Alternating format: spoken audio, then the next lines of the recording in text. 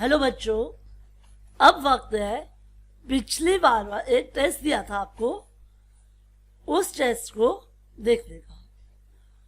कीदृशानि कर्माणि सेवितव्यानि। क्या अर्थ है इसका? कीदृशानि मतलब कैसे, कैसे कर्मों का सेवन करना चाहिए। अन्वद्यानि जो अनिंदनीय। कीदृशानि कर्माणि उपास्यानि कैसे कर्मों की उपासना करनी चाहिए।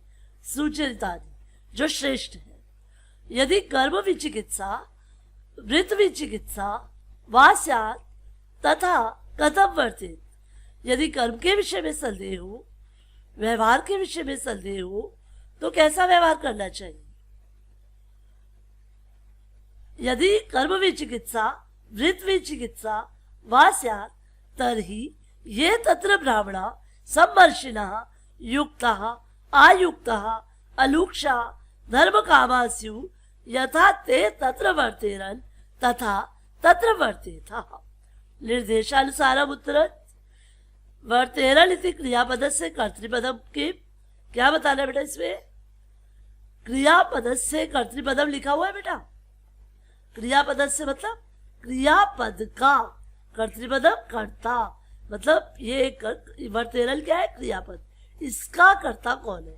तो सबसे पहले आप ये पंक्ति ढूंढोगे, ये पंक्ति ढूंढो, उसमें आप देखोगे ते तत्र वर्तेरल, जैसा वे करे। तो क्या होगा कर्ता? ते। कर्तृपद क्या होगा? ते। अलवद्यानि कर्माणि अलयो पद्यो विशेष्य पदम के। विशेष्य क्या होता है? मैंने तुम्हें एक टिप भी दिया था छोटा सा, अगर तुम्हें याद हो तो। पहला पद ज्यादातर विशेषण होता है और दूसरा पद विशेष्य। लेकिन हमने सिर्फ इतना नहीं सोचना, कभी कभी उल्टा भी हो जाता है। अपवाद हर जगह होते हैं। कैसे सोचोगे? कर्म कैसे? अलवद्यानि। अलवद्यानि मतलब अनिंदनीय। तो ये एक विशेषता हो गई अनिंदनीय। किसकी विशेषता बताई? कर्मों की। तो कर्मों की विशेषता बताई, इसका मतलब कर्माणि विशेष्य पद। अपराणी इति अस्य पर्याय पदम किम। अपराणी इसका पर्याय पद क्या है? सीधा सीधा क्वेश्चन पूछा हुआ है, पर्यायवाची क्या है?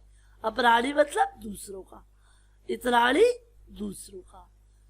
बच्चों, अब हम आज अगला लेसन भास्वती कक्षा 12 ल त्वं शोचितुम् अर्हसि पढ़ेंगे। ल त्वं शोचितुम् अर्हसि। ल मतलब नहीं, त्वं मतलब तुम, शोचितुम शोक करने के, अर्हसि योग्य हो, तुम शोक करने के योग्य नहीं हो।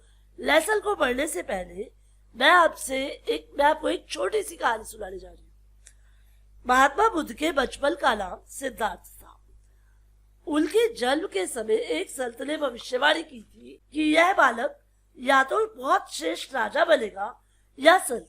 और उनके पिता ये बिल्कुल नहीं चाहते थे कि उनका पुत्र संत बने। इसलिए उन्होंने अपने बेटे को दुनिया का वो हर सुख दिया जिससे कि बच्चे को कभी कोई दुख हुआ ही नहीं, उसे दुख का अनुभव भी नहीं हुआ।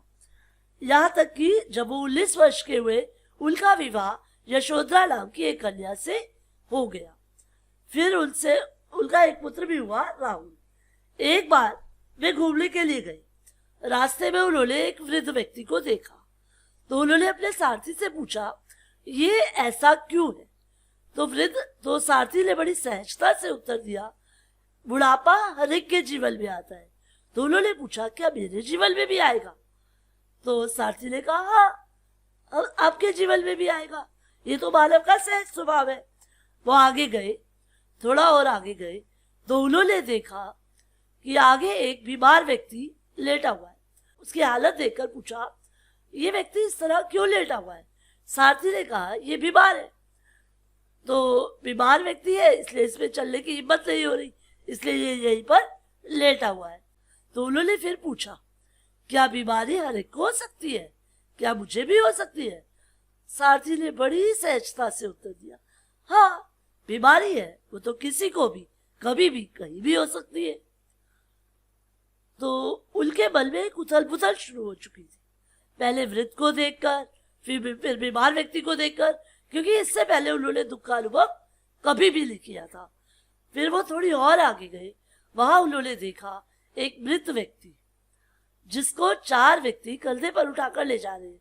उसने पूछा, ये व्यक्ति ऐसे क्यों है? तो सारथी ने बताया, ये जीवन का चक्र है, जो इस संसार में आता है वो तो जाता ही है, जो आया है वो जाएगा ही। तो राजकुमार सिद्धार्थ ने पूछा, क्या हर व्यक्ति की मृत्यु होती है? तो सारथी ने बड़ी सहजता से फिर उत्तर दिया, हाँ, हर व्यक्ति की मृत्यु होती है। ये सब देखकर उनके मन में एक विकार उत्पन्न हो गया, वैराग्य उत्पन्न हो गया। उन्होंने ये सोचा, जब हर व्यक्ति की मृत्यु होती है, हर व्यक्ति बूढ़ा होता है, हर व्यक्ति बीमार होता है, तो इसका मतलब संसार में कितने दुख है। क्यों इन दुखों को दूर करने का कोई तो उपाय होगा। तो वो इस सत्य को जानने के लिए संन्यास का निर्णय ले लेते हैं और संन्यास के लिए गृह त्याग करते हैं। तब वो अपने सारथी चंदक से कहते हैं और वो उन्हें भार्गव ऋषि के आश्रम तक पहुंचाता है। और भार्गव ऋषि के आश्रम में आने के बाद वे उसे राजमहल वापस जाने के लिए कहते हैं।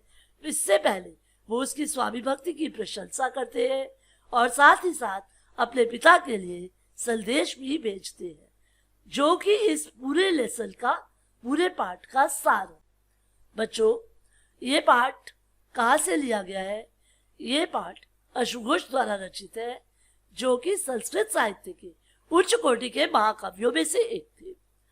इनकी कृति बुद्ध चरितम सर्वश्रेष्ठ कृति है।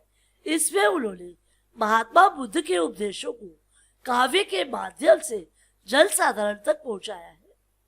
वास्तव में ये बहुत सरल है। जब आप इसे पढ़ेंगे तो आपको लगेगा कितनी सरल भाषा में इन श्लोकों को समझा दिया गया है। बच्चों, पेपर में अगर आप इसको ध्यान से सुनेंगे तो कोई ऐसा कारण नहीं है आप इसकी हिंदी ना समझ पाए। इसको बड़े ध्यान से सुनना, क्योंकि पेपर में 5 नंबर का पठित अवबोधनम आता है। पठित अवबोधन में मतलब श्लोक को पढ़ो, उसके बाद उसके क्वेश्चन आंसर होंगे, वो आपको करने होंगे। इसके अलावा श्लोकों वाले पाठों में से अन्वय भी आता है और भाव भी आता है। वो हम करेंगे अगली वीडियो में।